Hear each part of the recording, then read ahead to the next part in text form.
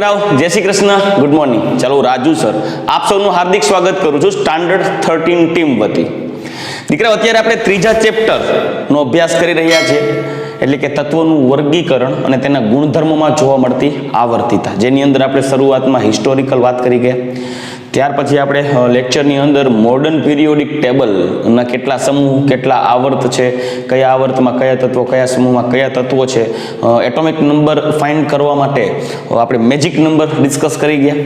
Last લેક્ચરની અંદર આપણે જોઈ ગયા કે આવર્ત કોષ્ટકમાં જે વિશેષતા જોવા મળે છે, લાઈક ટ્રાન્સયુરેનિક તત્વો છે, લાક્ષણિક તત્વો છે, પ્રતિનિધિ તત્વો તરીકે કેને ઓળખવામાં આવે છે, સૌથી વધુ તત્વો ધરાવતો સમૂહ કયો છે, અતિ ટૂંકો આવર્ત, પ્રથમ ટૂંકો આવર્ત, દ્વિતીય ટૂંકો આવર્ત, પ્રથમ લાંબો આવર્ત, દ્વિતીય લાંબો આવર્ત, અતિ લાંબો આવર્ત, સાતમો આવર્ત અધૂરો, એના વિશે ચર્ચા કરી ગયા.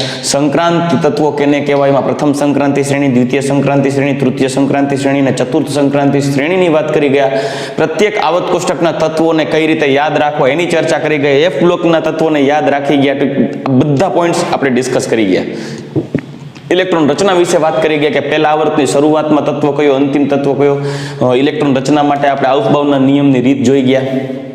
ટૂંકમાં બધું સમરાઇઝ કરી અને એકવાર નજર નાખી ગયા. પણ આજે આપણે નવા પોઈન્ટ ઉપર આગળ વધશું, અને એ છે સૌથી વધુ પરમાણુ ક્રમાંક ધરાવતા જે તત્વો હોય એમનું આઈયુપીએસસી નામકરણ કઈ રીતે કરવું અને એમના પ્રચલિત નામ કયા છે તત્વોના. એકચ્યુઅલી વસ્તુ એવી છે કે સૌથી વધારે પરમાણુ ક્રમાંક ધરાવતા જે તત્વો છે એ તત્વો ઓલમોસ્ટ સિન્થેસાઇઝ્ડ છે, એટલે કે બનાવેલા છે, કૃત્રિમ રીતે બનાવેલા છે, જે તાજેતરમાં શોધાયેલા તત્વો જેને કહેવાય. પણ જ્યારે એમની શોધ થતી હતી ત્યારે બે જુદા જુદા દેશો કે બે કે ત્રણ જુદા જુદા દેશોના સાયન્ટિસ્ટ દ્વારા થતા પ્રયત્નોને આધારે તત્વોની શોધખોળ થયા પછી તેમના નામ આધારે થોડું અસમંજસ રહેતું. કોઈ એક વૈજ્ઞાનિકોનું જૂથ કોઈ બીજું નામ સજેસ્ટ કરે તો કોઈ એક જૂથ અન્ય નામ સજેસ્ટ કરે. ત્યારે એમની વચ્ચે થતી ગેરસમજણને નિવારવા માટે આઈયુપીએસસી એવું કહી દીધું છે કે ભાઈ કોઈ પણ તત્વની શોધ થાય ત્યારે એ તત્વનું નામ આઈયુપીએસસી સંસ્થા દ્વારા આપેલા નિયમોને આધારે આપવું. પછી સર્વસહમતિથી કોઈ સામાન્ય નામ જો ડિસાઈડ કરવામાં આવે ને બધાની સહમતિ હોય તો એ પ્રમાણે નામ આપવામાં આવે. તો સૌથી પહેલા 100 થી 112 તત્વોના આઈયુપીએસસી નામકરણને આધારે નામ કેમ દેવું. તો સૌથી પહેલા 1 થી 12 તત્વો માટે જો શૂન્ય નંબર યાદ રાખો. શૂન્ય નંબર 1 નંબર 2 3 4 5 6 7 8 ને 9 માટે તમારે વર્ડ યુઝ કરવાના છે. શૂન્ય માટે શબ્દ વાપરશું નીલ, NIL. અન, 1 ને અન, 2 ને બાય, 3 ને ટ્રાય, 4 ને ક્વાડ, 5 ને પેન્ટ, 6 ને હેગ્સ, 7 ને સેપ્ટ, 8 ને ઓક્ટ અને 9 ને ઇન. ચલો, આ નામ તમારે યાદ રાખવાના છે. આઈયુપીએસસી દ્વારા આપેલા નામ છે. હવે નિયમ એવો છે, કોઈ પણ તત્વનું નામ આપતા હોય, દાખલા કે 100 કે તેના કરતા વધારે 100 કરતા વધારે પરમાણુ ક્રમાંક ધરાવતો તત્વ હોય, દાખલા તરીકે પરમાણુ ક્રમાંક 101 છે, ક્રમાંક આપેલો છે 101. કઈ રીતે નામ આપવાનું એ આપણે પહેલા જોઈએ. 102, 103, 104, 105, 106, 107, 108, 109, 110, 111, 112. હવે સાંભળજો, આનું નામ કઈ રીતે આપવાનું. તો તમને જે અહીંયા 101 પરમાણુ ક્રમાંક છે, તો આઈયુપીએસસી એ કીધું કે આ 101 પરમાણુ ક્રમાંકને આધારે જે અંક આપેલા છે એનો કોડ યુઝ કરવાનો. અને અંતિમ અંકને આધારે સાંભળજો, પરમાણુ ક્રમાંકમાં અંતિમ અંક ના નામની પાછળ ઈયમ પ્રત્યય લગાડવો.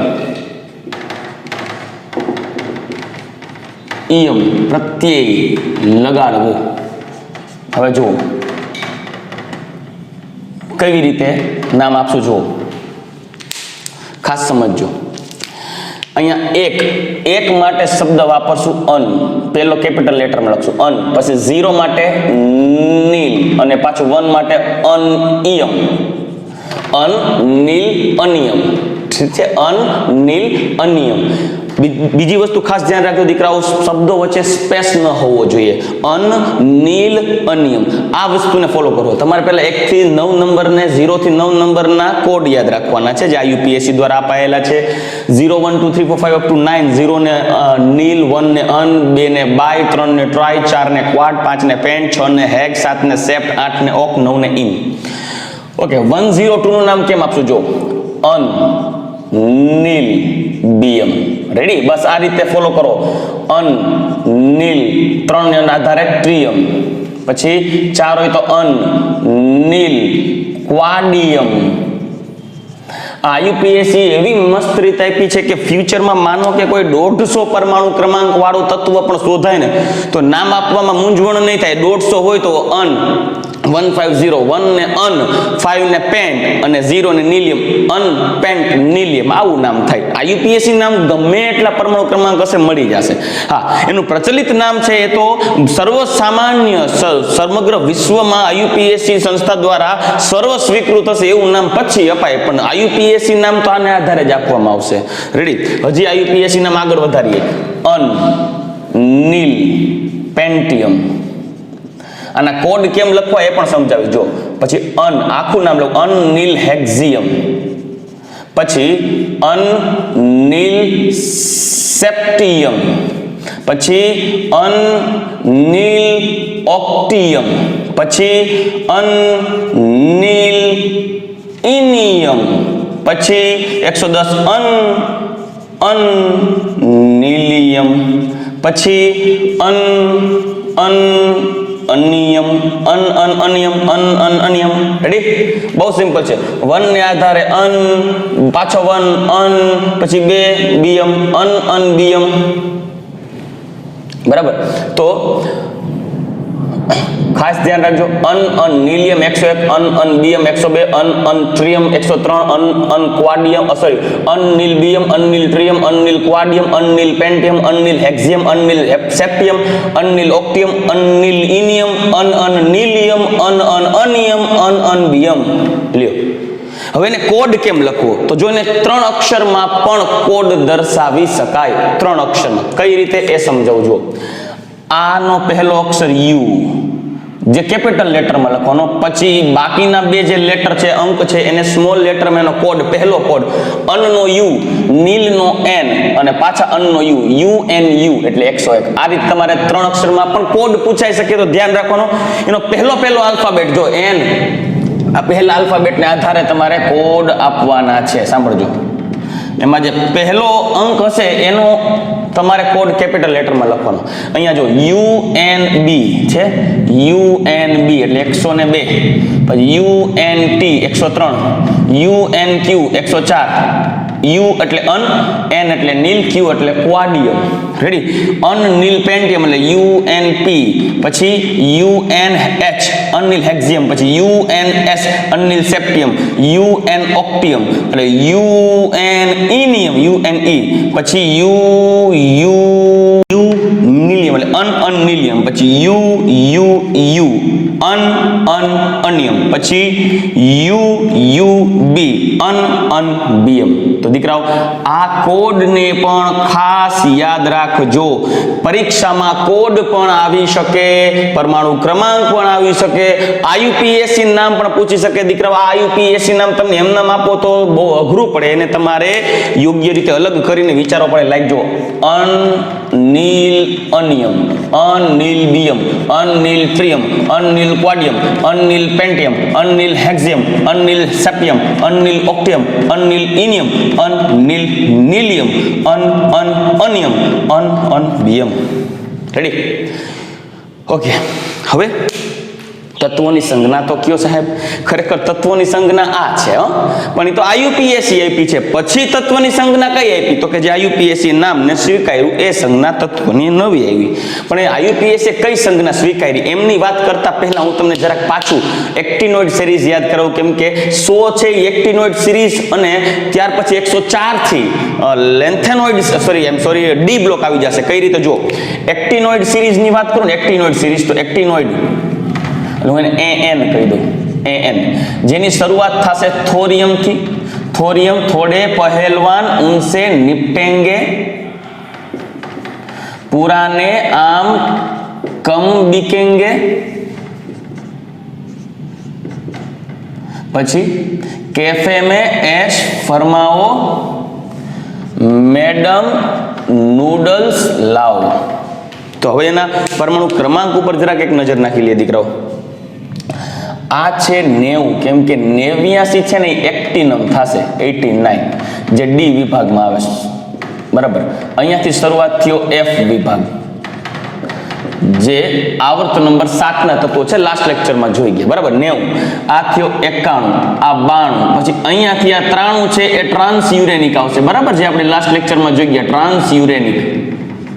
અને અહીંયા થયો પ્લુટેનિયમ 94, અમેરિશિયમ 95, અમેરિશિયમ પછી 96, ક્યુરિયમ પછી 97, બર્કેલિયમ 98, કેલિફોર્નિયમ 99, આઇન્સ્ટાઇનિયમ 100, ફર્મિયમ અને અહીંયાથી 101 મેન્ડેલિવિયમ.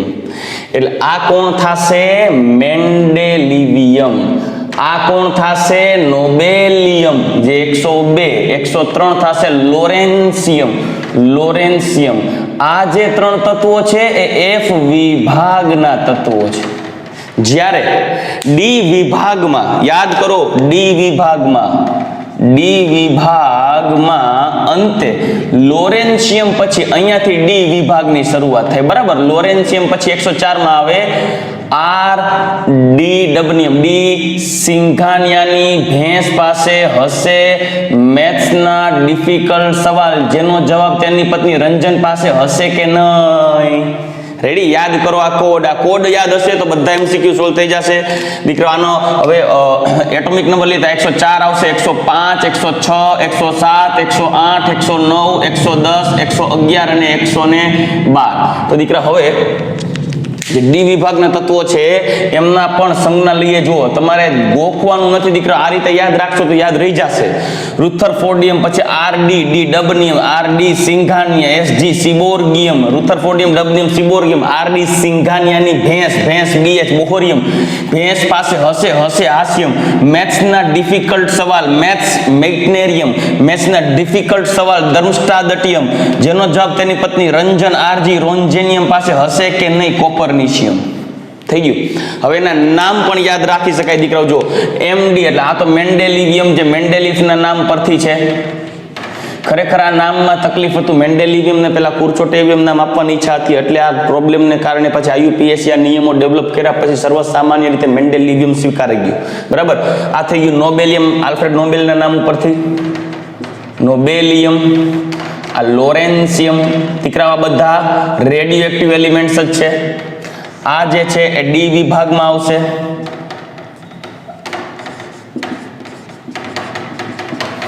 આ રુથરફોર્ડિયમ, આ ડબનિયમ અથવા ડુબનિયમ પણ જેને કહેવાય, આ સિબોર્ગિયમ જે ગ્લેન્ટિસ સિબોર્ગ ઉપરથી,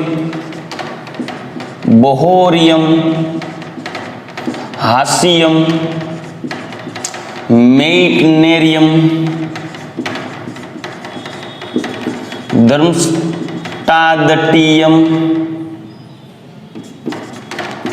રોન્જેનિયમ અને લાસ્ટમાં કોપરનિશિયમ. ચલો રેડી?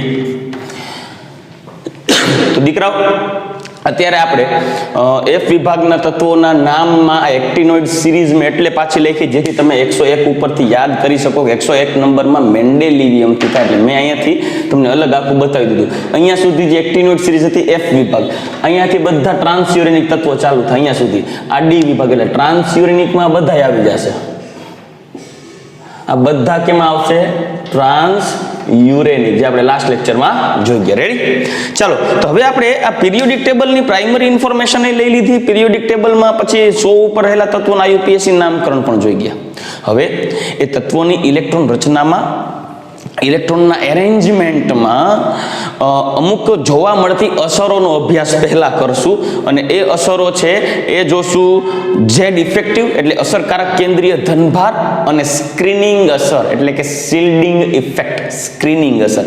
દીકરાઓ આ બે ખાસ મુદ્દાનો આપણે અભ્યાસ કરશું અને ત્યાર પછી પરમાણવીય કદ અને આયનીય કદનો ઇમ્પોર્ટન્ટ ટોપિક શરૂઆત કરશું. એટલે હવેના જે પોઈન્ટ છે એમાંથી હું એમ કહી શકું કે આ ચેપ્ટરમાં જો 100% કોન્સેપ્ટમાંથી અત્યાર સુધીનો આપણે જે કોન્સેપ્ટ ભણી ગયા છીએ એમાંથી ક્વેશ્ચન્સ આવવાની પ્રોબેબિલિટી 20% છે કોમ્પિટિટિવ એક્ઝામમાં, પણ હવેથી જેટલા ટોપિક્સ ભણશું એમાંથી ક્વેશ્ચન્સ આવવાની પ્રોબેબિલિટી 80% છે, યાદ રાખજો. એટલે હવેના ઇમ્પોર્ટન્ટ ટોપિક છે તો ખાસ બાય હાર્ટ હોવા જોઈએ. તો હવે આપણે નેક્સ્ટ ટોપિકની શરૂઆત કરીએ અને એ છે સ્ક્રીનિંગ અસર અને શિલ્ડિંગ અસર, જે બે એક જ કહેવાય. શિલ્ડિંગ અસર ઇંગ્લિશમાં કહેવાય, સ્ક્રીનિંગ અસર પણ ઇંગ્લિશમાં જ કહેવાય ને, બરાબર. ત્યાર પછી આપણે જોશું અને એ હશે અસરકારક કેન્દ્રીય ધનભાર ઝેડ ઇફેક્ટિવ. ચાલો દીકરાઓ હવે આપણે આપણા નેક્સ્ટ પોઈન્ટને ડિસ્કસ કરીએ અને એ છે સ્ક્રીનિંગ અસર અથવા તો શિલ્ડિંગ અસર અને અસરકારક કેન્દ્રીય ધનભાર. સૌથી પહેલા આપણે એ જાણીએ કે ભાઈ આ શિલ્ડિંગ અસર શું છે એટલે કે સ્ક્રીનિંગ અસર શું છે, જેને ઇંગ્લિશમાં રક્ષણાત્મક અસર પણ કહેવાય. સામાન્ય રીતે કેવું છે, કોઈ પણ પરમાણુનો ધનભાર હોય એ ઋણભારને આકર્ષે અને પરમાણુમાં ધનભાર હોય તેના કેન્દ્રમાં પ્રોટોન સ્વરૂપે. આથી કોઈ પણ પરમાણુનું કેન્દ્ર હંમેશા બહારના ઇલેક્ટ્રોનને આકર્ષતો હોય, પણ તે પરમાણુમાં જે ઓલરેડી કોઈ પરમાણુમાં ઇલેક્ટ્રોન હાજર હોય તો તે અંદર રહેલો ઇલેક્ટ્રોન બહારથી આવતા ઇલેક્ટ્રોનને અપાકર્ષતો હોય. એટલે બહારથી આવનારા ઇલેક્ટ્રોનને તો બિચારાને કઠણાઈનો પાર ન રહે. એક બાજુથી આકર્ષે છે, એક બાજુથી અપાકર્ષે છે. જો કેવું થશે. દાખલા તરીકે મારી પાસે કોઈ એક પરમાણુ છે, આ છે પરમાણુનું કેન્દ્ર, એના ઉપર કોઈ ધનભાર છે, એ ધનભારને કહી દઉં ઝેડ. ઝેડ એટલે ધનભાર, મતલબ કોઈ કેન્દ્રીય ધનભાર છે, બરાબર. હવે આ પરમાણુની માનો કે કોઈ આંતરિક કક્ષા છે, પછી એક કક્ષા અહીંયા છે, આ ધનભાર છે, બરાબર. આ એક કક્ષા અહીંયા છે. ચાલો હવે શું થશે, માની લે કે હું એમ કહું કે ભાઈ અહીંયા આ બે ઇલેક્ટ્રોન અહીંયા પ્રેઝન્ટ છે એવું ધારી લઈએ, અને હું એમ કહું કે ચાલો બાહ્ય કક્ષા અત્યારે આપણે અંદર વધારે નથી જવું, આપણે આને બાહ્ય કક્ષા કહું તો આ કક્ષા થઈ બાહ્ય કક્ષા. આ થઈ ગયો કેન્દ્રમાં રહેલો ધનભાર. અહીંયા પ્રોટોનને કારણે કેન્દ્રમાં ધનભાર હોય, આપ સૌ જાણો છો. અને આ થઈ ગઈ પ્રથમ કક્ષા, આ થઈ બીજી કક્ષા, જેને આપણે બાહ્ય કક્ષા કહી. હવે બહારથી કોઈને ઇલેક્ટ્રોનને આપણે આકર્ષો. ચાલો અહીંયા હું એક લખું છું ઇલેક્ટ્રોન. ચાલો અહીંયા ઇલેક્ટ્રોન છે એક, સાંભળજો ખાસ.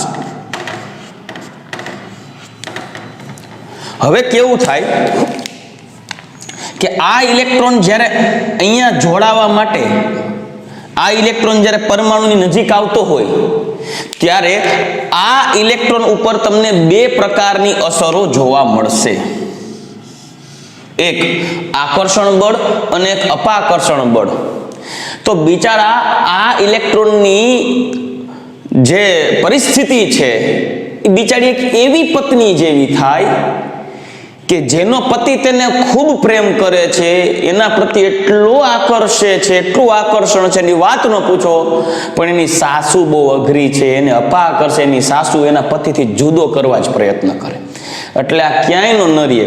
બિચારી એટલી સમૂહિત થઈ જાય ઇલેક્ટ્રોનના પતિ, એટલે આ ધનભાર જેનો પતિ થાય આ ઇલેક્ટ્રોન એક પત્ની તરીકે કન્સિડર કરીએ, સ્ત્રી પાત્ર છે, અને આ સાસુનું કામ કરે. સાંભળજો, આ પત્નીનું કામ કરે. આ આંતરિક ઇલેક્ટ્રોન છે, એટલે અંદરની કક્ષામાં રહેલા ઇલેક્ટ્રોન, આંતરિક ઇલેક્ટ્રોન જે સાસુનું કામ કરે, અને આ જે છે એ કેન્દ્રીય ધનભાર પતિનું કામ કરે. હવે શું કરશે, આ પતિ છે તેની પત્નીને પ્રબળતાથી આકર્ષતો હોય, એટલે પતિ દ્વારા આકર્ષણ પામે, એટલે કેન્દ્રીય ધનભાર દ્વારા આકર્ષણ પામે, બરાબર. એટલે દ્વારા આકર્ષાતો હોય, ચાલો આવી જાવ, ખેંચતો હોય. એટલે ઇલેક્ટ્રોન કેન્દ્રની નજીક આવતો હોય, પણ આ સાસુ મોટો કર્યો છે આ બે પગારી ઉંદેડી મારા છોકરાને ભાઈ આકર્ષી લઈને મારાથી જોર પડે નો ચાલે. તો સાસુ શું કરે, તરફ આવસ એટલે એ શું કરશે, આ સાસુ આ ઇલેક્ટ્રોન એટલે કે પત્નીનું તેના પતિ તરફનો પ્રેમ ઘટાડવા પ્રયત્ન કરે. આ પત્ની એટલે કે ઇલેક્ટ્રોનનું આ તેના કેન્દ્ર એટલે પતિ તરફનું આકર્ષણ ઘટાડવા પ્રયત્ન કરે. એટલે આ સાસુ વહુ વચ્ચે ડખા થયા કરે એટલે વચ્ચે પીસાય બિચારો કેન્દ્ર.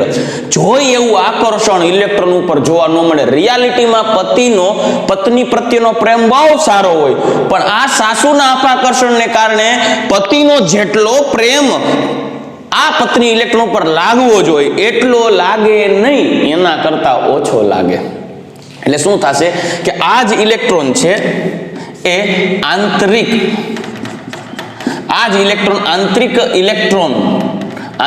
કક્ષા ના ઇલેક્ટ્રોન દ્વારા શું કરાય, અપાકર્ષાય. એટલે આ ઇલેક્ટ્રોન આ અંદર ભરાયેલી આંતરિક ભરાયેલી, સાંભળજો, ભરાયેલી કોઈ કક્ષક હોય અથવા કક્ષક ભરાતી જાય એટલે કક્ષકના ઇલેક્ટ્રોન, જેમ કક્ષકો ભરાય અને આખી કક્ષા પેક થઈ જાય તો કક્ષાના ઇલેક્ટ્રોન, આંતરિક કક્ષાના ઇલેક્ટ્રોન બાહ્ય કક્ષાના ઇલેક્ટ્રોનનું કેન્દ્ર તરફી આકર્ષણ ઘટાડી નાખે. કેમ ભાઈ? કેમ કે આંતરિક કક્ષાના ઇલેક્ટ્રોન બાહ્ય કક્ષાના ઇલેક્ટ્રોનને અપાકર્ષે. એટલે બાહ્ય કક્ષામાં જોડાતા ઇલેક્ટ્રોનને શું કરે, અપાકર્ષે. એટલે બાહ્ય કક્ષાનો ઇલેક્ટ્રોન જ્યારે અહીંયા એન્ટ્રી મારે ને ત્યારે આ બિચારી લગ્ન કરીને પોગી તો જાય પણ આને ક્યાંયનો પાર ન રહે.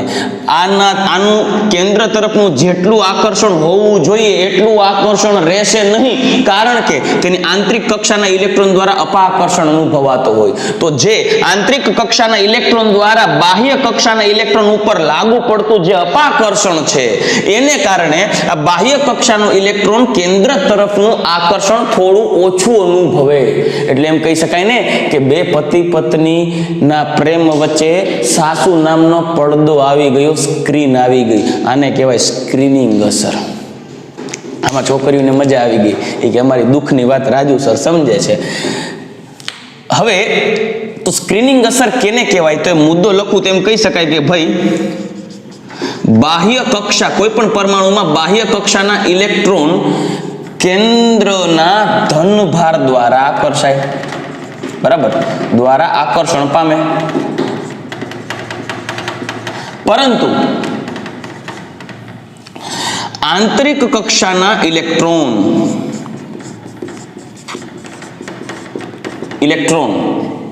સાંભળજો, ઇલેક્ટ્રોન જે આપણે સાસુનું કામ કરશે, લાલ કલરના, જો મગજ ફેરવી નાખે, આ તો બિચારી પત્ની જેવું કામ કરશે.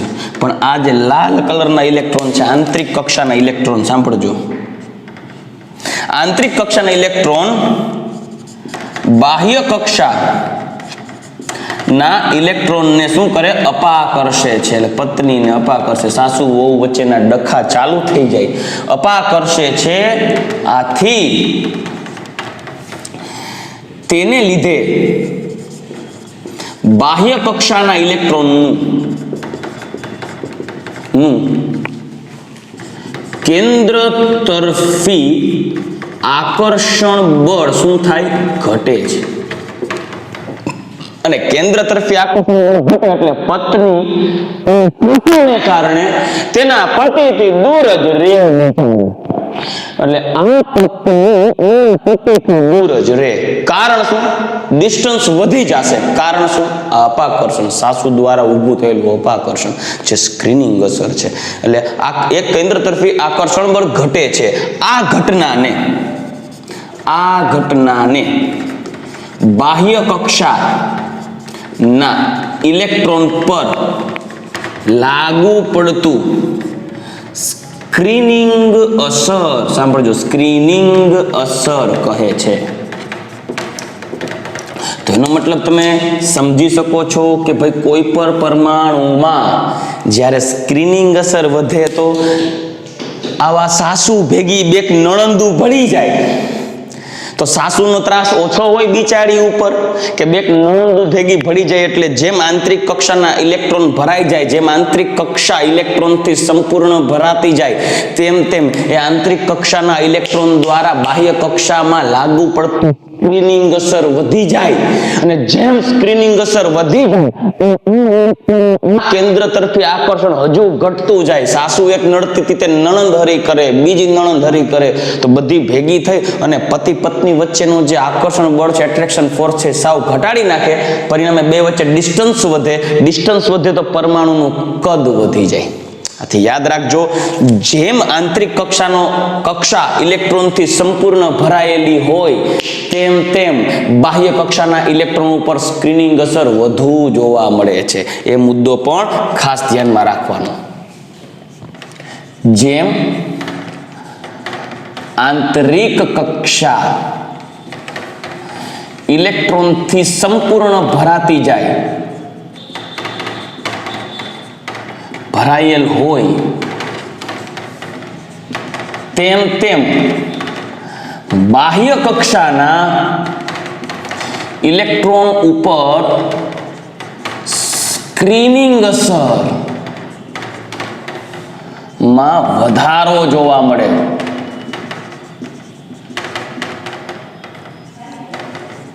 બરાબર, બાહ્યતમ કક્ષાના ઇલેક્ટ્રોન સ્ક્રીનિંગ અસર વધી જાય અને જો સ્ક્રીનિંગ અસર વધી જાય તો બાહ્ય કક્ષાના ઇલેક્ટ્રોનનું કેન્દ્ર તરફી આકર્ષણ ઘટી જાય. એટલે જોજો, પતિ તો બિચારો પૂરું પ્રયત્ન કરતો હોય પત્નીને મન ભરીને પ્રેમ કરવા માટે, પણ એ પતિનો પત્ની પ્રત્યેનો જે પ્રેમ છે એ પૂરો પત્ની સુધી પહોંચતો નથી. કેમ કે પતિના પત્ની સુધીના પ્રેમની વચ્ચે વિલન સ્વરૂપે સાસુ અને નણંદુ નો ભોગ બને કોણ? પતિ પત્ની બેય. અને જેમ આ બંને વચ્ચે આ નણંદ અને સાસુનો જે મિલીભગત હોય છે, ફેમિલી ડ્રામા જેને કહેવાય, મતલબ કે જેમ આંતરિક કક્ષાના ઇલેક્ટ્રોનની સંખ્યા વધે, ઓહો કઠણાઈનો પાર નથી બાપા. જેમ જેમ આંતરિક કક્ષાના તમને એમ ન થવું જોઈએ કે રાજુ સાહેબના ઘરમાં આવા ડખા લાગે છે એટલે તો પોઈન્ટને આમાં લઈ ગયા, એવું નથી હો. મજા કરો, મારા ઘરમાં બહુ સુખી છું, ચિંતા જેવું નથી. આ તો ગામનું જોઈને ઉદાહરણ મગજમાં આવ્યું. બાહ્ય કક્ષાના ઇલેક્ટ્રોનનું કેન્દ્ર તરફી જ્યારે આકર્ષણ છે, એ કેન્દ્ર તરફી આકર્ષણ ખરેખર ઝેડ કેન્દ્રીય ધનભાર ઉપર આધારિત હોય, પણ આ કેન્દ્રીય ધનભાર પૂરેપૂરો અસર કરતો નથી બાહ્ય કક્ષાના કેન્દ્ર ઉપર. પતિ પોતાનો પૂરો પ્રેમ તેની પત્નીને આપી શકતો નથી ભાઈ, કારણ કે વચ્ચે સ્ક્રીનિંગ પડદો રાખી દીધો. હાહુ અને નણંદુએ અદેખા, બરાબર, વચ્ચે પડદો. જેમ આની સંખ્યા વધે, જેમ આંતરિક કક્ષાના ઇલેક્ટ્રોનની સંખ્યા વધે, એમ બાહ્ય કક્ષાના ઇલેક્ટ્રોનનું કેન્દ્ર તરફી આકર્ષણ ઘટી જાય. તો પરિણામી આકર્ષણ જોઈ એટલું મળે નહીં. એટલે તમને એમ થાય કે ભાઈ આ વ્યક્તિ તો બહુ પ્રેમાળ છે, એમનો પતિ, એ તો જબરજસ્ત પ્રેમ કરતો હશે તેની પત્નીને એના પ્રેમાળ સ્વભાવને આધારે, પરંતુ એ જોઈ એટલો પ્રેમ એ પત્ની ઉપર લાગુ પડતો નથી. કેમ કે સ્ક્રીનિંગ અસર વચ્ચે નડે. તો પતિ દ્વારા લાગુ પડતો જે પરિણામી પત્ની તરફનો પ્રેમ હશે એ છે અસરકારક પત્ની પ્રેમ, એટલે અસરકારક કેન્દ્રીય ધનભાર.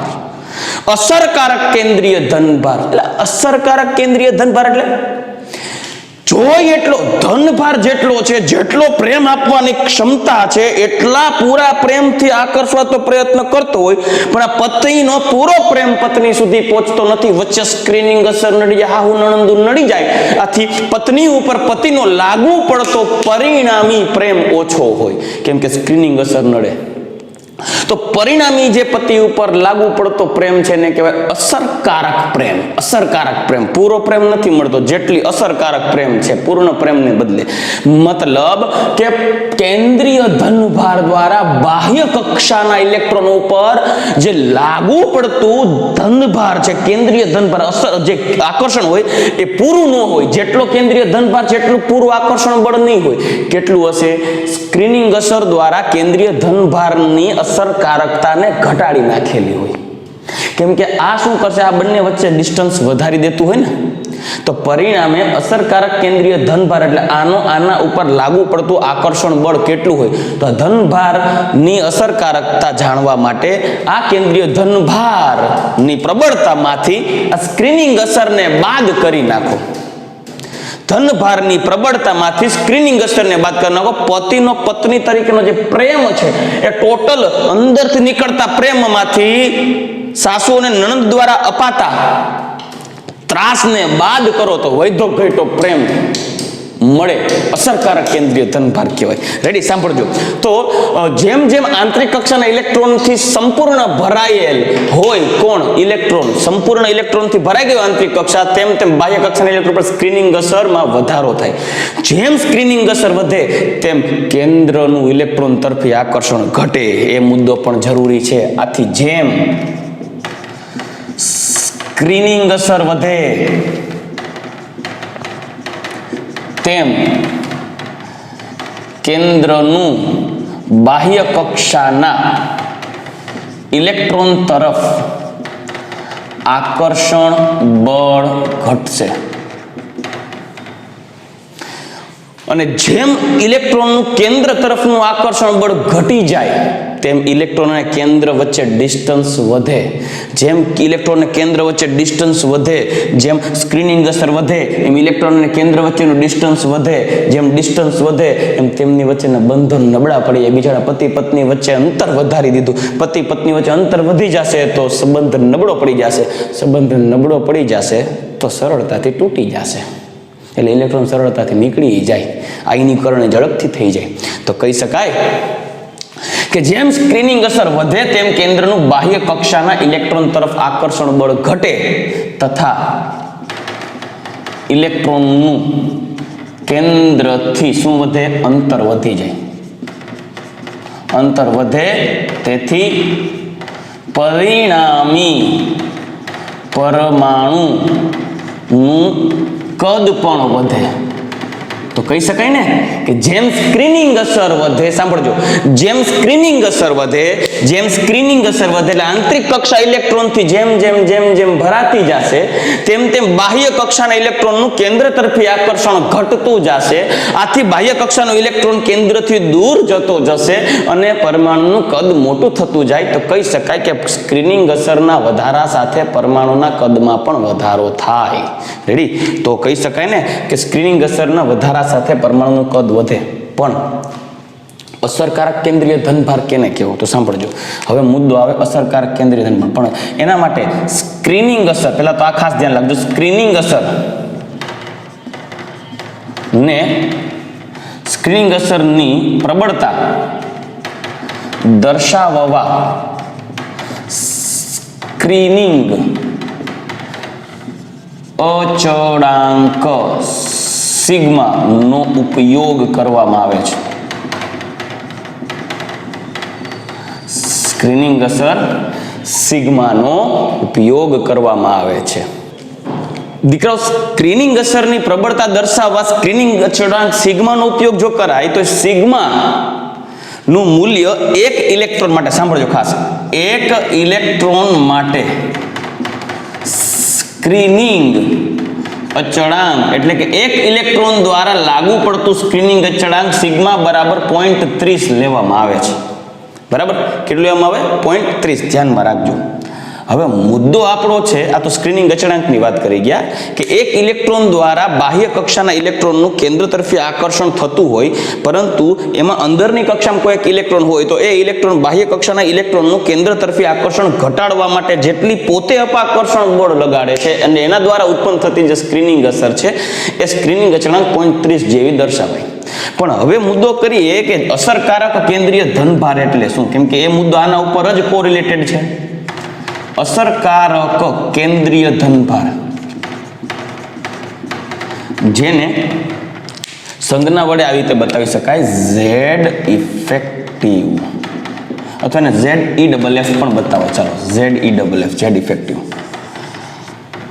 અસરકારક કેન્દ્રીય ધનભાર શું છે? મેં તમને પહેલા કીધું કે સ્ક્રીનિંગ અસર કેન્દ્રના ધનભારની, જો અહીંયા સ્ક્રીનિંગ અસર એ આ સ્ક્રીનિંગ અસર, આના દ્વારા સ્ક્રીનિંગ અસર ઉત્પન્ન થાય. બરાબર, આ શું ઉત્પન્ન કરશે? સ્ક્રીનિંગ અસર ઉત્પન્ન કરશે.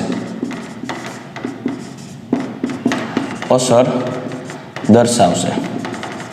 હવે આ સ્ક્રીનિંગ અસરને કારણે કેન્દ્રના જે ટોટલ ધનભાર દ્વારા ઇલેક્ટ્રોન ઉપર આકર્ષણ બળ લાગુ પડવું જોઈએ, એટલે કે જેને કહેવાય ને કે અસરકારક આ કેન્દ્રનો જે ધનભાર છે એ ધનભારની આના ઉપર જેટલી અસર થવી જોઈએ તેના કરતા અસર ઓછી થશે. મેં કીધું ને પતિનો આ પત્ની ઉપર જે પ્રેમ લાગુ પડવો જોઈએ એના કરતા થોડો પ્રેમ ઓછો પહોંચશે, કેમ કે બાકીનો પ્રેમ આ સાસુ ખાઈ જશે, એ નડશે એટલી, એટલે પત્નીને થોડી અરુચિ આવશે, એટલે પ્રેમમાં ઘટાડો જોવા મળશે. એટલે કહી શકાય કે ટોટલ ધનભાર દ્વારા જેટલી આકર્ષણ બળ લાગવું જોઈએ એટલું પરિણામી આકર્ષણ બળ લાગવાને બદલે થોડું ઓછું લાગશે, અને જે પરિણામી આકર્ષણ બળ લાગશે એને કહેવાય અસરકારક કેન્દ્રીય ધનભાર. જે કેટલું લાગે તો કુલ ધનભારમાંથી તમે સ્ક્રીનિંગ અસરને બાદ કરી નાખો, પછી જેટલું બચે, મતલબ પત્ની અહીંથી પ્રેમનો થ્રો પતિ અહીંથી પ્રેમનો થ્રો કરે છે, એમાંથી થોડો પ્રેમ સાસુ છે એ વસૂલ કરી લેશે,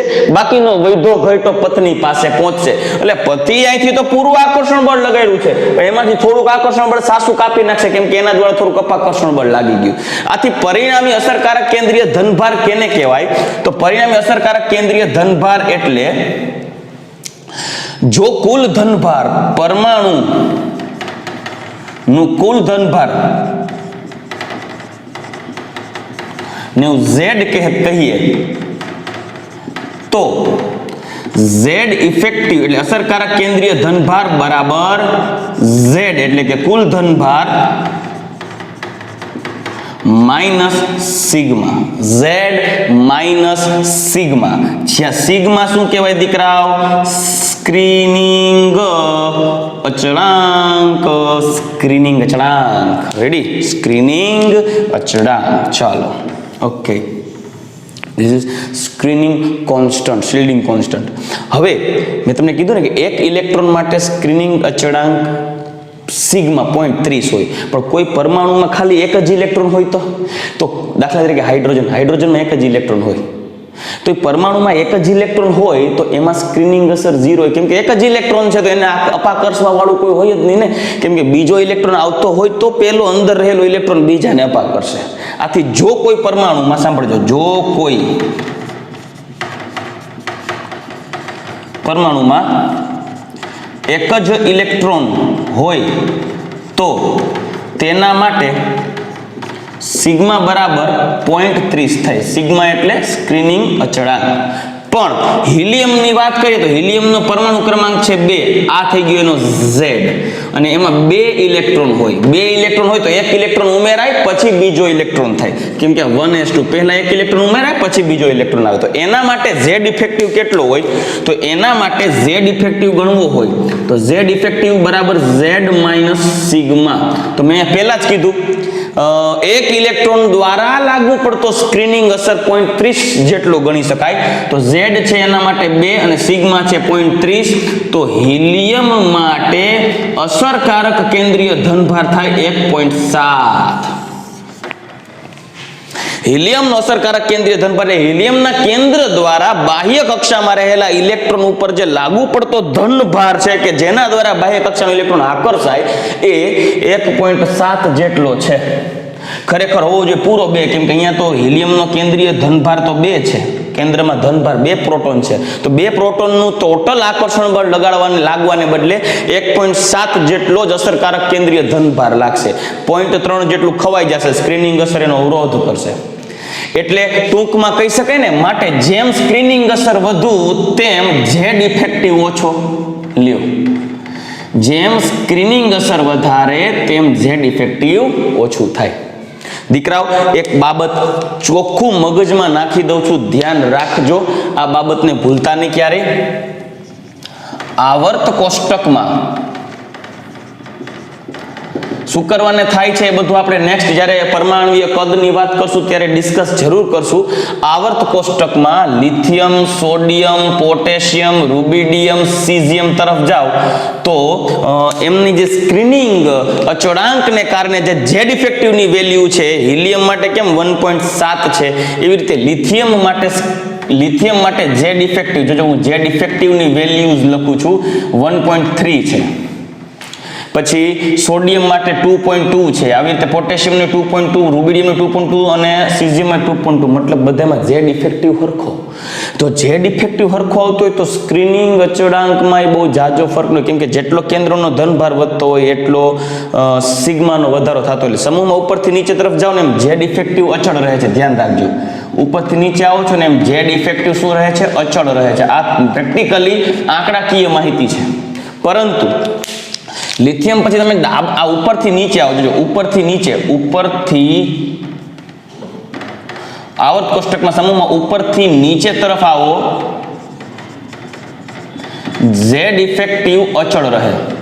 પરંતુ ડાબી બાજુથી જમણી બાજુ જવામાં આવે, like beryllium, boron, carbon, nitrogen, oxygen, fluorine, આમ તમે જાશો ને એમ ઝેડ ઇફેક્ટિવના મૂલ્યમાં વધારો થાય છે. રેડી? આ 1.3 છે, આ 1.95 છે, 1.95 છે, આ 2.7 એપ્રોક્સ છે. ક્રમશઃ ઝેડ ઇફેક્ટિવમાં વધારો થાય છે. ધ્યાનમાં રાખજો. અને જેમ ઝેડ ઇફેક્ટિવ વધે એમ શું થાય તો જુઓ, આવર્ત કોષ્ટકમાં ડાબી બાજુ જમણી બાજુ જાશો ને જેમ ઝેડ ઇફેક્ટિવ વધે, મતલબ ઝેડ ઇફેક્ટિવ એટલે અસરકારક કેન્દ્રીય ધનભાર, મતલબ જોયું, જો સ્ક્રીનિંગ અસર ઓછી થાય, મતલબ સાસુ બહુ વ્યવસ્થિત અને ડાયા હોય, સાસુ બહુ વ્યવસ્થિત અને ડાયા એટલે અંદરના ઇલેક્ટ્રોન દ્વારા આકર્ષણ અપાકર્ષણ ઓછું લાગુ પડતું હોય. એટલે કે જેમ સ્ક્રીનિંગ અસર ઘટતી જાય એમ સ્ક્રીનિંગ અસર ઘટે એટલે આ મૂલ્ય ઘટે, સ્ક્રીનિંગ અસર ઘટે એટલે આ મૂલ્ય ઘટે, એટલે ઝેડની પ્રબળતા વધે. એટલે જેને કહેવાય ને કે પતિનો પત્ની પ્રત્યેનો પ્રેમ જાજો ક્યારે જોવા મળે? જ્યારે સાસુની નડતર ઓછી હોય. એટલે જેમ સ્ક્રીનિંગ અસર ઘટે એમ ઝેડ ઇફેક્ટિવ વધે,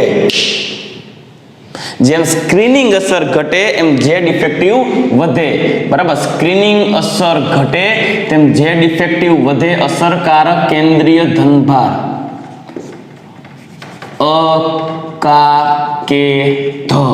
જેમ સ્ક્રીનિંગ અસર વધે એમ ઝેડ ઇફેક્ટિવ ઘટે, જેમ સ્ક્રીનિંગ અસર ઘટે એમ ઝેડ ઇફેક્ટિવ વધે. એટલે આવર્ત કોષ્ટકમાં ડાબી બાજુથી જમણી બાજુ જાઓ છો ને એમ ઝેડ ઇફેક્ટિવ વધે, સ્ક્રીનિંગ અસર ઘટે. ધ્યાનમાં રાખજો. આવર્ત કોષ્ટકમાં ડાબી બાજુથી જમણી બાજુ જાશો એમ ઝેડ ઇફેક્ટિવ વધશે, સ્ક્રીનિંગ અસર ઘટશે. આથી જેમ ઝેડ ઇફેક્ટિવ વધે, બાહ્યતમ કક્ષાના ઇલેક્ટ્રોન ઉપર અસરકારક કેન્દ્રીય ધનભાર વધે, એટલે એ કેન્દ્રીય ધનભારની અસરકારકતાને કારણે એ કેન્દ્ર તેની પત્ની એટલે બાહ્ય કક્ષાના ઇલેક્ટ્રોનને બહુ જ આકર્ષે, પતિ પત્નીનો પ્રેમ જબરજસ્ત વધવા માંડે.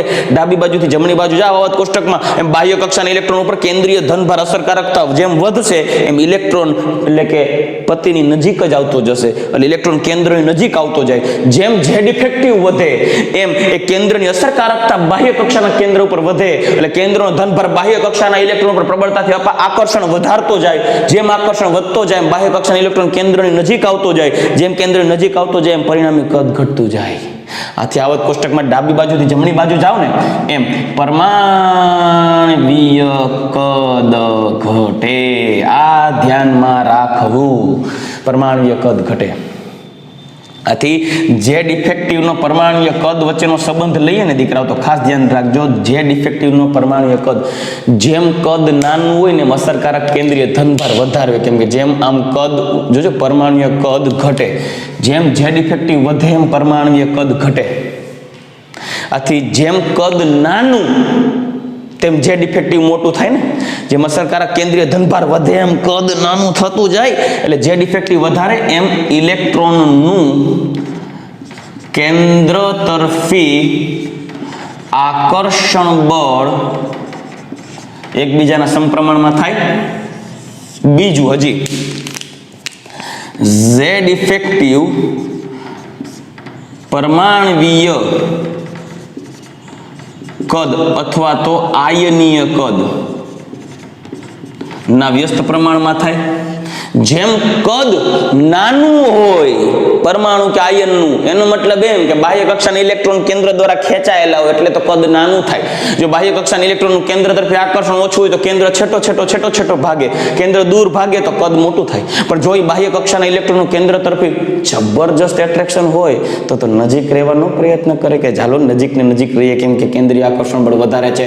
આથી બાહ્ય કક્ષાના ઇલેક્ટ્રોનનું કેન્દ્ર તરફ આકર્ષણ વધારે હોય તો Z ઇફેક્ટિવ વધારે હોય, મોસ્ટ એટ્રેક્ટિવ હોય. ભાઈ પર્સનાલિટી થોડી નાખી હોય કેન્દ્રની, કેમ કે હાહુ ન નડતી હોય તો એ ઇલેક્ટ્રોન કેન્દ્રની નજીક રહેશે તો કદ નાનું રહે. જેમ કદ નાનું હોય તો સમજી લેવાનું એનો Z ઇફેક્ટિવ મોટો છે, અસરકારક કેન્દ્રીય ધનભાર મોટો છે. Z effective is inversely proportional to atomic volume કે આયોનિક વોલ્યુમ. બીજું, Z ઇફેક્ટિવ કેન્દ્રીય ધનભાર એ ધન આયનના સમપ્રમાણમાં, ધન આયન પોઝિટિવ ચાર્જ ધન આયનના સમપ્રમાણમાં અને નેગેટિવ ચાર્જના વ્યસ્ત પ્રમાણમાં. એક આ બાબતને પણ ખાસ ધ્યાન રાખવાની, કેમ કે જેમ ધનભાર વધે, પોઝિટિવ ચાર્જ વધે કેન્દ્રમાં, જેમ ધનભાર વધતો જાય એટલે ધનભારની પ્રબળતા વધતી જાય. પતિ પત્ની તરફ આકર્ષણ બળ વધારવા માટે તેનામાં ધનભાર વધારતો જાય, પોઝિટિવ ચાર્જ ડેવલપ થતો જાય એટલે આકર્ષણ બળ એનું વધતું જ જાય એટલે સાસુની નડતર ઓછી થતી જાય. સ્ક્રીનિંગ અસર દ્વારા કેન્દ્રનો ધનભાર ઇલેક્ટ્રોનને આકર્ષતો હોય ને અહીંયા સ્ક્રીનિંગ અસર, પણ આ ધનભાર જેમ મોટો થતો જાય એમ સ્ક્રીનિંગ અસર તો એટલી જ હોય, પણ જેમ ધનભાર મોટો થતો જાય એમ આકર્ષણ બળ વધતું જાય. એટલે ધ્યાન રાખજો, સ્ક્રીનિંગ ઇફેક્ટ પોઝિટિવ ચાર્જના સમપ્રમાણમાં, નેગેટિવ ચાર્જના વ્યસ્ત પ્રમાણમાં હોય. એક આ મુદ્દાને પણ ધ્યાનમાં રાખજો. એને રિલેટેડ તમને એક એક્ઝામ્પલ લખી દો કે આને આધારે હું અહીંયા લખું. જો Z ઇફેક્ટિવની વાત કરીએ તો Na+ કરતા Mg+2 ની Z ઇફેક્ટિવ વધારે હોય, એના કરતા Al+3 માં Z ઇફેક્ટિવ વધારે હોય. પણ Z ઇફેક્ટિવમાં જ જો ઋણ વીજભારની વાત આવે તો ઋણ વીજભાર માટે સાંભળજો, ચાર્જ જો તમે છે ને પોઝિટિવ +1 +2 +3 આ નિયમનું પાલન થયું બરાબર. પણ ઋણ વીજભારની વાત આવે તો Cl- કરતા Z ઇફેક્ટિવ O-2 માં ઓછો હોય, O-2 કરતા N-3 માં Z ઇફેક્ટિવ ઓછો હોય. કેમ કે જેમ ઋણ વીજભાર વધે એમ કે ઇલેક્ટ્રોન છે એમાં કેન્દ્રમાં ધનભાર અચળ હોય, પણ બાહ્ય કક્ષામાં ઋણ ઇલેક્ટ્રોન ઉમેરાય જાય. તો એના જેવું કે પતિ બિચારો સ્ક્રીનિંગ અસરને કારણે એક પત્નીને માંડ આકર્ષી શકતો હોય, એમાં રહી જતું હતું તો -1 એટલે બીજી પત્ની ઉમેરાય, એક્સ્ટ્રા ઇલેક્ટ્રોન આવે, વળી ત્રીજી પત્ની ઉમેરાય, ચોથી પત્નીઓનો વધારા થયા રાખે, બહુપતિત્વ ધારણ કરે, બિચારો મરી જાય. લાલી લિપસ્ટિકના ખર્ચામાંથી નવરો ન થાય, આકર્ષણ બળ ઘટી જાય, એકાદવને સરળતાથી પત્નીને કાઢી મૂકી શકાય. કેમ કે આકર્ષણ બળ ઘટી જાય ને, એકલો બિચારા કેટલાકને આકર્ષી શકે, એકબીજા વચ્ચે મતભેદ અને મનભેદ થાય. રેડી? એટલે જેમ ઋણ વીજભાર વધે એમ Z ઇફેક્ટિવ ઘટે, જેમ ધન વીજભાર વધે એમ Z ઇફેક્ટિવ વધે. આ મગજમાં આ પોઈન્ટને બેસાડીને રાખજો દીકરાઓ. હજી Z ઇફેક્ટિવ હોય જોજો તો Cu+ કરતા Cu+2 નો Z ઇફેક્ટિવ મોટો હોય. અને સ્ક્રીનિંગ અસરની વાત કરીએ, સિગ્મા સ્ક્રીનિંગ અસર તો Cu+ માં મોટી હોય Cu+2 કરતા. સિમ્પલ, કેમ કે Z ઇફેક્ટિવ અને સ્ક્રીનિંગ અસર એકબીજાના વ્યસ્ત પ્રમાણમાં હોય. તો દીકરાઓ આ થઈ ગયો Z ઇફેક્ટિવ અને સ્ક્રીનિંગ અસર વચ્ચેનો મુદ્દો. દીકરા મોસ્ટ ઇમ્પોર્ટન્ટ છે, MCQ માં પૂછાય તો માર્ક્સ કપાવવા જોઈએ નહીં, ધ્યાન રાખજો. This is the Z effective and screening effect topic. દીકરાઓ સ્ક્રીનિંગ ઇફેક્ટ જેમ હજી બોલું, સ્ક્રીનિંગ ઇફેક્ટ જેમ વધે એટલે અંદરની કક્ષા દ્વારા બાહ્ય કક્ષા ઉપર લાગુ પડતું આકર્ષણ બળ ઓછું હોય. એટલે કે અંદરની કક્ષા દ્વારા બાહ્ય કક્ષાના ઇલેક્ટ્રોન ઉપર અપાકર્ષણ વધે, ઇલેક્ટ્રોનને કારણે આટલી કેન્દ્રના ધનભારનું આકર્ષણ બળ ઘટતું જાય. એટલે જેમ સ્ક્રીનિંગ અસર વધે તેમ અસરકારક કેન્દ્રીય ધનભાર ઘટે. તો આઈ હોપ કે તમે આ ક્લિયર થઈ ગયા. હજી એક મુદ્દો ખાસ નોટ ડાઉન કરવા જેવો છે, જે હું લખું છું. Z ઇફેક્ટિવ હંમેશા S કક્ષક ઉપર વધારે લાગુ પડે, કેમ કે એ કેન્દ્રની નજીક હોય. S કરતા P, P કરતા D, D કરતા F, કેન્દ્રથી કક્ષકોનું ડિસ્ટન્સ વધતું જાય. અને જેમ કેન્દ્રથી કક્ષકો દૂર થાય એમ એના ઇલેક્ટ્રોન પણ દૂર થાય, અને જેમ એની દૂરી વધે કેન્દ્રથી તેમ તેનું આકર્ષણ બળ ઘટે. એટલે Z ઇફેક્ટિવ સૌથી વધારે S કક્ષકની હોય, પછી એના કરતા P કક્ષકની હોય, એના કરતા ઓછી D કક્ષકની હોય, એના કરતા ઓછી F કક્ષકની હોય. આ મુદ્દાને પણ તમારે નોટ ડાઉન કરીને રાખવાનો છે MCQ માટે. રેડી? તો ચાલો દીકરા, ક્વોલિટી પોઈન્ટ છે એ તમારી સામે રાખી દીધું છે. એમસીક્યુ માટે જે તમને અમુક સંબંધો છે એ સંબંધો તમને ડિરાઈવ કરીને દઈ દીધા છે. અહીંયા મુદ્દો આવી ગયો. આ પણ એમસીક્યુ માટે ખાસ સ્ક્રીનિંગ અસર માટેનો સંબંધ આપણે જોઈ ગયા. રેડી? ચાલો હવે આપણે નેક્સ્ટ પોઈન્ટ ઉપર આગળ વધીએ. ચાલો દીકરાઓ, હવે આપણે આપણો નેક્સ્ટ પોઈન્ટ જોઈએ અને છે પરમાણ્વીય ત્રિજ્યા અને આયનીય ત્રિજ્યાનો ટોપિક. દીકરાઓ, આની અંદર આપણે ઘણા પોઈન્ટ્સને ડિસ્કસ કરવાના છે, ઘણા એમસીક્યુઝની પણ પ્રેક્ટિસ કરવાની છે. સૌથી પહેલા આપણે ચર્ચા કરીએ પરમાણ્વીય ત્રિજ્યા. દીકરાઓ, પરમાણ્વીય ત્રિજ્યા એટલે કોઈ પણ પરમાણુ હોય, દાખલા તરીકે મારી પાસે કોઈ એક પરમાણુ છે, આ પરમાણુનું કેન્દ્ર, તેની આ પહેલી કક્ષા, બીજી કક્ષા, અને માની લો કે આ થઈ ગઈ સંયોજકતા કક્ષા. તો કોઈ પણ પરમાણુના કેન્દ્રથી સંયોજકતા કક્ષા સુધીનું જે આ અંતર છે તેને કહેવાય રેડિયસ ઓફ એટમ, એટલે કે પરમાણ્વીય ત્રિજ્યા. હવે દીકરાઓ, સૌથી પહેલા આપણે એ પોઈન્ટને જોવો પડશે કે આવર્ત કોષ્ટકમાં ઉપરથી નીચે તરફ જઈએ અને ડાબી બાજુથી જમણી બાજુ તરફ જઈએ ત્યારે પરમાણ્વીય ત્રિજ્યાઓમાં શું ફેરફાર થાય છે. દીકરાઓ, સૌથી પહેલા હું એ લખીશ lithium, sodium, potassium, rubidium, caesium અને ફ્રાન્સિયમ. જ્યારે જમણી બાજુ તરફ જઈએ આવર્તમાં beryllium, boron, carbon, nitrogen, oxygen, fluorine અને નિયમ. ખાસ એક બાબતને મગજમાં રાખીને ચાલશું હવે કે સ્ક્રીનિંગ અસર જેમ વધે તેમ કદ વધે. શું કરવાને ભાઈ? હમણાં જ આગળ જોઈ ગયા કે જેમ પરમાણુમાં સ્ક્રીનિંગ અસર વધે તેમ બાહ્ય કક્ષાના ઇલેક્ટ્રોનનું કેન્દ્ર તરફી આકર્ષણ ઓછું થતું જાય. અને બાહ્ય કક્ષાના ઇલેક્ટ્રોનનું કેન્દ્ર તરફી આકર્ષણ ઓછું થાય એટલે પતિનું પત્ની તરફનું આકર્ષણ ઓછું થાય એટલે પત્ની થોડી દૂર જતી જાય કેન્દ્રથી. અને પત્ની બાહ્ય કક્ષામાં રહીને થોડી દૂર જતી જાય તો પતિ પત્ની વચ્ચેનું ડિસ્ટન્સ વધે. પતિ પત્ની વચ્ચેનું ડિસ્ટન્સ વધે એટલે અંતર વધે. તો કેન્દ્ર અને સંયોજકતા કક્ષાના સરેરાશ અંતરને પરમાણ્વીય ત્રિજ્યા કહેવાય. તો પત્ની અને સરેરાશ, એટલે પતિ અને સંયોજકતા કક્ષા વચ્ચેનું અંતર વધી જાય તો ત્રિજ્યા વધે. તો હવે પરમાણુ ક્રમાંક જોઈએ તો લિથિયમનો પરમાણુ ક્રમાંક છે 3, સોડિયમનો 11, પોટેશિયમનો 19, પછી 18 ઉમેરીએ એટલે 37, પાછા 18 ઉમેરીએ એટલે છઠ્ઠા આવર્તમાં આપણે આવશું તો એમાં 18 નાખીએ એટલે 28, 48 એટલે 57, 57 અને એમાં 32 નાખીએ એટલે 89. દીકરાઓ, અમને પરમાણુય ત્રિજ્યાની વાત કરીએ તો સાથે ઇલેક્ટ્રોન રચના પણ થોડી લખી દો એટલે ધ્યાનમાં રહેશે. આની ઇલેક્ટ્રોન રચના નિષ્ક્રિય વાયુ છે હિલિયમ, પછી અહીંયા છે 2s1, અહીંયા નિયોન 3s1, અહીંયા આર્ગોન 4s1, અહીંયા ક્રિપ્ટોન 5s1, અહીંયા ઝેનોન 6s1, અહીંયા રેડોન 7s1. આ બાહ્ય કક્ષાની ઇલેક્ટ્રોન રચના થઈ ગઈ. તો કેવું થશે કે ઉપરથી નીચે તરફ આવો છો એમ તમે જોશો તો ખ્યાલ આવશે ક્રમશઃ બાહ્ય કક્ષાનો ક્રમ વધે. જેમાં જે તમને બાહ્ય કક્ષા જે આ છે સામાન્ય ઇલેક્ટ્રોન રચના કઈ થાય છે? સામાન્ય ઇલેક્ટ્રોન રચના કેની? સમૂહ નંબર 1 ની ઉમદા વાયુ NS1, જ્યાં n એટલે બાહ્ય કક્ષા. તો આના માટે n બરાબર 1 બરાબર, લિથિયમ માટે n બરાબર 2, સોડિયમ માટે n બરાબર 3, પોટેશિયમ માટે n બરાબર 4, રૂબિડિયમ n બરાબર 5, સીઝિયમ n બરાબર 6, ફ્રાન્સિયમ n બરાબર 7. n એટલે શું? બાહ્ય કક્ષાનો ક્રમ, મુખ્ય ક્વોન્ટમ આંક. જ્યાં n બરાબર બાહ્ય કક્ષાનો ક્રમ એટલે કે મુખ્ય ક્વોન્ટમ આંક n, જે આપણે ચેપ્ટર નંબર 2 માં જોશું.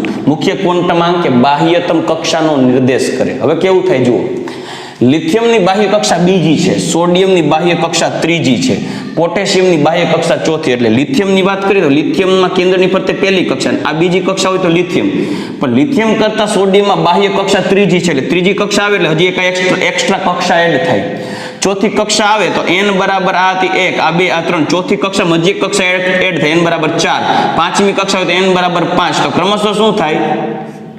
પરમાણુય ત્રિજ્યામાં વધારો થતો જાય, કેમ કે જેમ બાહ્યતમ કક્ષાનો ક્રમ વધતો જાય, સાંભળજો, જેમ બાહ્યતમ કક્ષાનો ક્રમ વધતો જાય, હવે દાખલા રૂબિડિયમની વાત કરું તો એની બાહ્યતમ કક્ષા 5મી છે, તો 5મી પહેલા બીજી ત્રીજી તો ભરાતી જ હોય ને, ભરાણી જ હોય ને, ચોથી ભરાવા તો ચાલુ થઈ ગઈ હોય, મતલબ 5મી કક્ષામાં ઇલેક્ટ્રોન આવે એની પહેલા પહેલી બીજી ત્રીજી કક્ષામાં ઇલેક્ટ્રોન ભરાઈ ગયા હોય, એટલે અંદરની કક્ષાના ઇલેક્ટ્રોન દ્વારા સ્ક્રીનિંગ અસર વધી ગઈ હોય, કેમ કે જેમ બાહ્ય કક્ષામાં ઇલેક્ટ્રોન આવે એની પહેલા અંદરની કક્ષામાં ઇલેક્ટ્રોન ભરાણા હોય, એટલે કેન્દ્રનું બાહ્યતમ કક્ષાના ઇલેક્ટ્રોન તરફી આકર્ષણ બળ ઘટાડવા માટે અંદરની કક્ષાના ઇલેક્ટ્રોન જવાબદાર હોય, એટલે સ્ક્રીનિંગ અસર નડે. તો જેમ અંદરની કક્ષા ભરાતી જાય, જેમ બાહ્ય કક્ષાનો નંબર વધતો જાય, એમ સ્ક્રીનિંગ અસર વધતી જાય, અને જેમ સ્ક્રીનિંગ અસર વધતી જાય એમ બાહ્ય કક્ષાના ઇલેક્ટ્રોનનું કેન્દ્ર તરફી આકર્ષણ ઘટતું જાય અને કદ વધતું જાય, કેમ બાહ્યતમ કક્ષાના ઇલેક્ટ્રોનનું કેન્દ્ર તરફી આકર્ષણ વધે તો આકર્ષણ ઘટે, સ્ક્રીનિંગ અસર વધે તો કદ વધે, એટલે કે પતિનું પત્ની તરફનું આકર્ષણ બળ ઘટે, કેમ કે સ્ક્રીનિંગ અસર વધુ લાગે તો પત્ની પતિથી દૂર જતી જાય તો કદ વધતું જાય. તો કહી શકાય કે આમાં સમૂહમાં ઉપરથી નીચે તરફ આવશું, જુઓ સમૂહમાં ઉપરથી નીચે તરફ આવતા માં લિથિયમ થી ફ્રાન્સિયમ એટલે કે ઉપરથી નીચે તરફ આવતા કદ વધે, અને કદ વધે એટલે પરમાણવીય ત્રિજ્યા પણ વધે, કેમ કે સ્ક્રીનિંગ અસર વધે, કારણ કે સ્ક્રીનિંગ અસર વધે. ચાલો, તો આ મુદ્દાને ખાસ ધ્યાનમાં રાખવું, બરાબર. સ્ક્રીનિંગ અસર વધે એટલે પરમાણુય ત્રિજ્યા વધે, ઉપરથી નીચે તરફ આવો એમ સ્ક્રીનિંગ અસર વધે છે. શું કરવાને? ઉપરથી નીચે તરફ આવતા કદ વધે, કારણ કે n નું મૂલ્ય વધે. n એટલે મુખ્ય ક્વોન્ટમ આંક, બાહ્યતમ કક્ષાનો ક્રમ લખ્યું મેં અહીંયા. તો હવે શું થશે? હું જો કદનો પ્રયત્ન કરું દોરવા માટે, તો ધારો કે લિથિયમનું પરમાણુય ત્રિજ્યા, તો એના કરતાં સોડિયમનું થોડુંક મોટું કદ હોય, એના કરતાં પોટેશિયમનું કદ હજી વધી જાય, એના કરતાં રૂબિડિયમનું કદ હજી વધી જાય, એના કરતાં સીઝિયમનું કદ એનાથી મોટું થઈ જાય, ફ્રાન્સિયમનું કદ એનાથી મોટું થઈ જાય. જો પરમાણુય ત્રિજ્યા ડ્રો કરીએ તો આ પરમાણુય ત્રિજ્યા, આની પરમાણુય ત્રિજ્યા, તો એના કરતાં આ પરમાણુ ત્રિજ્યા પોટેશિયમની વધી ગઈ. કેન્દ્રથી બાહ્યતમ કક્ષાનું અંતર જુઓ, ક્રમશઃ પરમાણુય ત્રિજ્યા શું થાય છે? વધે છે. એટલે આવત કોષ્ટકમાં ઉપરથી નીચે તરફ આવો એમ કદ વધે. બીજું, ડાબી બાજુથી જમણી બાજુ જઈએ તો શું થાય? હવે એની ચર્ચા કરીએ. આવર્તમાં ડાબી બાજુથી જમણી બાજુ તરફ જતા, તો પહેલા એકવાર ઇલેક્ટ્રોન રચના જોઈ લે દીકરાઓ, એટલે ખ્યાલ આવે. હવે આ જે બેરેલિયમ છે ને એ હિલિયમ 2s2, પછી બોરોન જો હિલિયમ 2s2 2p1, પછી 2s2 2p2, કેમ કે એનો પરમાણુ ક્રમાંક લખીએ તો બેરેલિયમનો પરમાણુ ક્રમાંક 4, boron 5, carbon 6, nitrogen 7, oxygen 8, fluorine 9, neon 10. ગઈકાલે આપણે જોઈ ગયા ઇલેક્ટ્રોન રચના ગણવા માટે જે આઉફબાઉનો નિયમ હતો એ કંઈક આવું હતું. એકવાર પાછું તમારી સામે ડ્રો કરીને રાખો એટલે તમે સમજી શકો. અહીંયા હતું 1s, અહીંયા બે ભાગ પાડો 2s અને 2p, અહીંયા હતું 3s અને 3p, અહીંયા હતું 4s અને 4p, અહીંયા હતું 5s અને 5p. બસ જાજુ નથી લખતો, અહીંયા 3d એડ કરો, અહીંયા 4d એડ કરો, બરાબર. ચલો પછી હજી એક જરાક ખેંચીને લખી નાખું, અહીંયા 6s 6p, તો અહીંયા 5d હતું અને અહીંયા 4f હતું. તો હવે ઇલેક્ટ્રોન રચનાની ગણતરી કરો તો બોરોનમાં 5 ઇલેક્ટ્રોન, તો 1s2 2s2 2p1, તો બોરોન 2p1. પછી કાર્બનમાં 6 ઇલેક્ટ્રોન હોય પરમાણુ ક્રમાંક, તો 1s2 2s2 2p2. પછી નાઇટ્રોજન 1s2 2s2 2p3. જો 2s2 2p3, 2s2 2p3, અહીંયા 2s2 2p4, અહીંયા 2s2 2p5, અહીંયા સુધી જોયો 2s2 2p5. તો શું થશે જુઓ, આવર્ત કોષ્ટકમાં ડાબી બાજુથી જમણી બાજુ તરફ જાઓ. ક્યાં જાઓ? ડાબી બાજુથી જમણી બાજુ તરફ જાઓ. તો હું શું, જો અહીંયા છે ને નિયોન લખ્યું છે ને નિયોન, તો એની નીચે હું અહીંયા લખી દઉં આર્ગોન, ક્રિપ્ટોન, ઝેનોન, અહીંયા લખું છું રેડોન. તો આવર્ત કોષ્ટકમાં ડાબી બાજુથી જ્યારે જમણી બાજુ તરફ જાઓ છો તો શું થાય છે જુઓ. ડાબી બાજુથી જમણી બાજુ તરફ જતા હું અહીંયા લખું છું આવર્ત કોષ્ટકમાં ડાબી બાજુથી જમણી બાજુ તરફ જતા બાહ્યતમ કક્ષાનો ક્રમ જો બાહ્યતમ કક્ષાનો ક્રમ ફિક્સ જ છે 2, એટલે કે n નું મૂલ્ય અચળ રહે. n નું મૂલ્ય અચળ રહે. બાહ્યતમ કક્ષા એની જ રહે છે. જો બીજી ને બીજી કેન્દ્રમાં માનો કે બેરેલિયમ થી ફ્લોરિન તરફ જાવ તો બીજી કક્ષા હોય તો કેન્દ્રની ફરતે પહેલા બીજી કક્ષામાં જ ઇલેક્ટ્રોન ઉમેરાતા જાય. એટલે બાહ્યતમ કક્ષા અચળ રહે પણ કેન્દ્રમાં ધનભાર વધતો જાય. જો કેમ કે Z નું મૂલ્ય વધતું જાય. અહીંયા પરમાણુ ક્રમાંક 3 છે લિથિયમ, અહીં બેરેલિયમ છે 4, પછી આ 5, 6, 7, 8, 9. હવે કેન્દ્રમાં જેમ ધનભાર વધતો જાય. જો બાહ્ય કક્ષા એકની એક છે, બાહ્ય કક્ષા કહું એકની એક અહીંયા છે, આ કેન્દ્ર છે, બાહ્ય કક્ષા એની એ છે. હવે જેમ કેન્દ્રમાં ધનભાર વધતો જાય એમ કેન્દ્રમાં ધન વીજભારત્વ વધે તો બાહ્યતમ કક્ષાના ઇલેક્ટ્રોનનું કેન્દ્ર તરફ આકર્ષણ થતું જાય, વધતું જાય ને. કેમ કે કેન્દ્રમાં ધનભારમાં વધારો થાય તો અસરકારક કેન્દ્રીય ધનભાર વધતો જાય. એટલે કહી શકાય કે આવર્ત કોષ્ટકમાં ડાબી બાજુથી જમણી બાજુ તરફ જતા n નું મૂલ્ય અચળ રહે છે, પરંતુ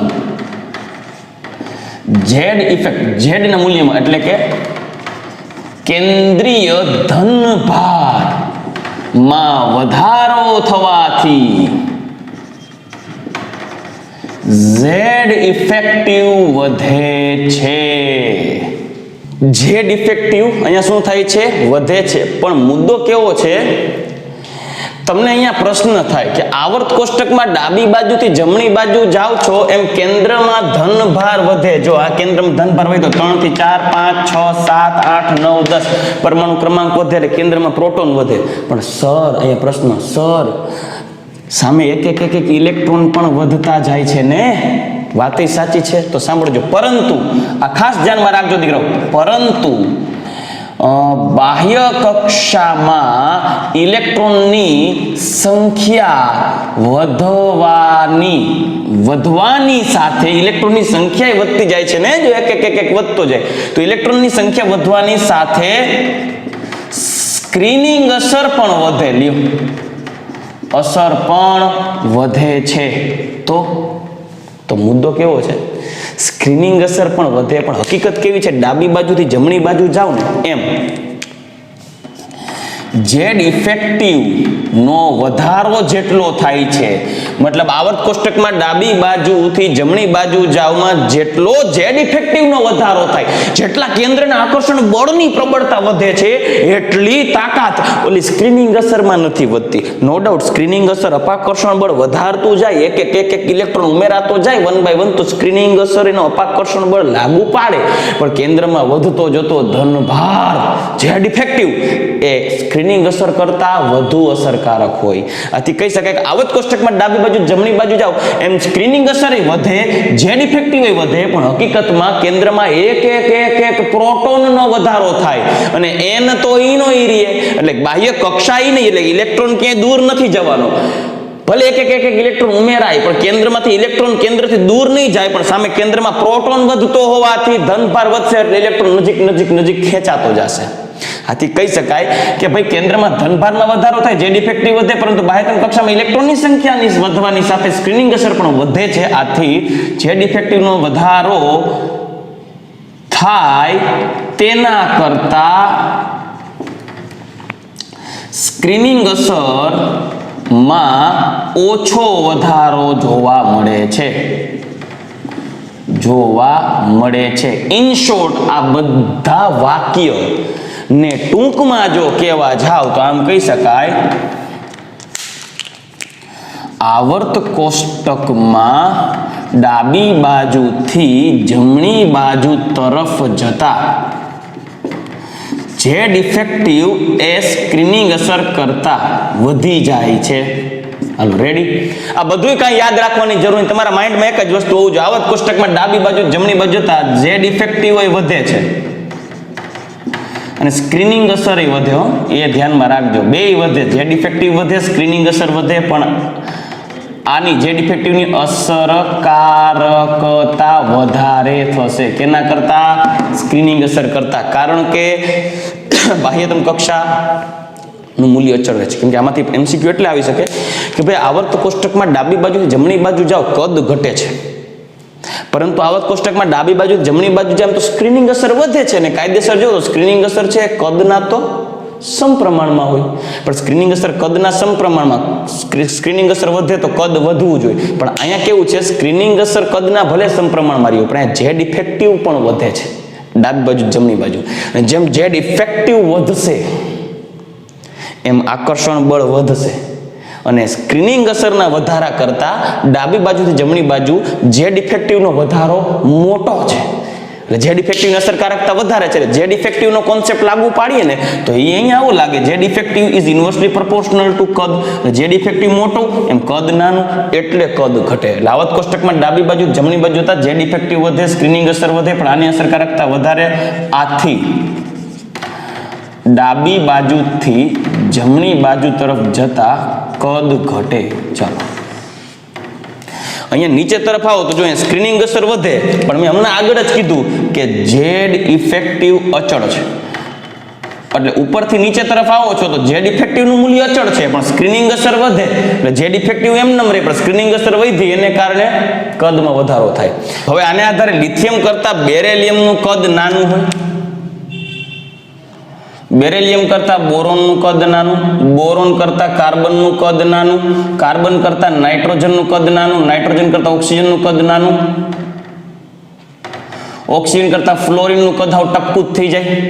તો તમને એમ થાય સર નિયોન તો દેખાશે જ નહીં, પણ અપવાદ સ્વરૂપે એ લખવું જરૂરી છે. અપવાદ સ્વરૂપે નિષ્ક્રિય વાયુઓ માટે જો ખાસ ધ્યાન રાખજો, અપવાદ સ્વરૂપે નિષ્ક્રિય વાયુ સમૂહ નંબર 18 અપવાદ સ્વરૂપે નિષ્ક્રિય વાયુઓમાં અષ્ટક રચના પૂર્ણ થયેલી હોવાથી, સાંભળજો, અષ્ટક રચના પૂર્ણ હોવાથી કક્ષકો ઇલેક્ટ્રોનથી સંપૂર્ણ ભરાઈ જાય છે અને તે પરમાણુના કદ તેના આવર્તના, સાંભળજો, આવર્તના અન્ય તત્વો કરતા પણ મોટું થઈ જાય છે. એટલે આ એક મુદ્દો ખાસ ધ્યાનમાં રાખવા જેવો છે, અપવાદ સ્વરૂપે. એટલે તમે જોશો લિથિયમ પછી બેરેલિયમ નું કદ નાનું, આવત કોષ્ટકમાં ડાબી બાજુ જમણી બાજુ જાઓ પછી બોરોનનું કદ નાનું, એના કરતા કાર્બનનું કદ નાનું, એના કરતા ઓક્સિજનનું કદ નાનું, ફ્લોરિનનું કદ નાનું, ફ્લોરિનનું કદ સાવ નાનું. પણ નિયોનના કદની વાત આવે ને દીકરા, નિયોનના કદ, તો નિયોનનું કદ તો લિથિયમના કદ કરતા પણ મોટું થઈ જશે. આ ધ્યાનમાં રાખજો. એવું જરૂર નથી કે નિયોન પછી એવી રીતે ફ્લોરિન આર્ગોનનું કદ છે સોડિયમના કદ કરતા પણ મોટું થઈ જાય, પોટેશિયમના કદ કરતા ક્રિપ્ટોનનું કદ પણ મોટું થઈ જાય. એટલે ધ્યાનમાં રાખજો, નિષ્ક્રિય વાયુઓના કદ, સાંભળજો, નિષ્ક્રિય વાયુઓમાં અષ્ટક રચના પૂર્ણ થવાથી હંમેશા નિષ્ક્રિય વાયુઓના કદ તેના આવર્તના અન્ય તત્વો કરતા મોટા હશે. ભૂલ નહીં ખાતા ક્યારેય. નિષ્ક્રિય વાયુના કદ મોટા હોય, ભલે આવત કોષ્ટકમાં ડાબી બાજુથી જમણી બાજુ જતા કદ ઘટે, પરમાણુનું કદ ઘટે, પરમાણુય ત્રિજ્યા ઘટે, એ વાત સાચી છે. પરંતુ એ પરમાણુય ત્રિજ્યા ઘટે ક્યાં સુધી? સમૂહ નંબર 1 થી 17 સુધી, 18 નહીં. એ તો નિષ્ક્રિય વાયુ છે ને ધ્યાનમાં જ નહીં લેતા. બરાબર. તો એવી રીતે હું આ સિક્વન્સ લઉં તો ફ્રાન્સિયમ કરતા છેલ્લે બેરેલિયમ કરતા અહીંયા કોણ આવશે?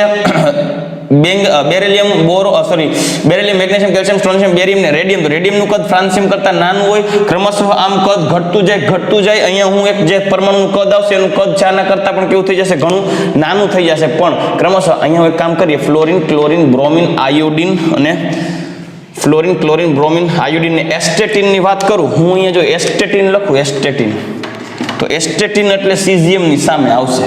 આ એસ્ટેટિન નું કદ જો સીઝિયમ નું કદ આવડું હોય તો એસ્ટેટિન નું કદ આવડું થવું જોઈએ. સીઝિયમ કરતા કદમાં નાનું, પણ ફ્લોરિન કરતા ક્લોરિન, ક્લોરિન કરતા બ્રોમિન, બ્રોમિન કરતા આયોડિન, આયોડિન કરતા એસ્ટેટિનનું કદ વધી જશે. એટલે ઉપરથી નીચે તરફ આવો તો કદ વધે. આવત કોષ્ટકમાં ડાબી બાજુથી જમણી બાજુ જાઓ તો કદ ઘટે.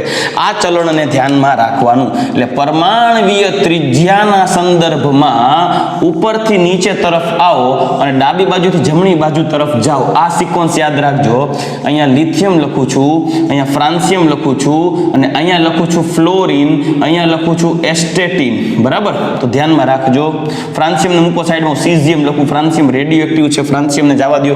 આપણે કામ કરીએ ફ્રાન્સિયમને ધ્યાનમાં જ નથી લેવું. નિષ્ક્રિય વાયુને આપણે મૂકો ને તળકે, સોરી રેડિયો એક્ટિવને સાઈડમાં જો સીઝિયમ સુધી જ વાત કરીએ, સીઝિયમ સામે એસ્ટેટિન.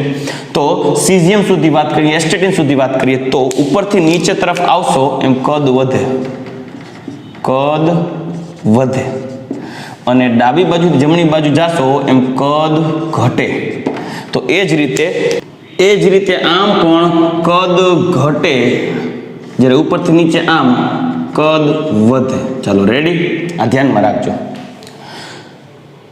હવે દીકરાઓ, આ તો આપણે પરમાણવીય ત્રિજ્યાની વાત કરી ગયા, પણ ખરેખર કોઈ પણ પરમાણુ છે એ એક પરમાણુનું કદ પ્રેક્ટિકલી ગણવું અઘરું હોય છે.